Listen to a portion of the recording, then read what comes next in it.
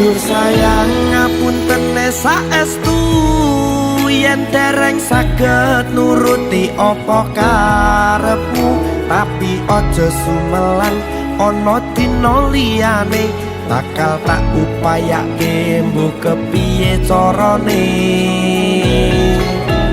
Tresnoku ora bakal luntur, sayangku ora bakal goyah senajan kahanane bubrah.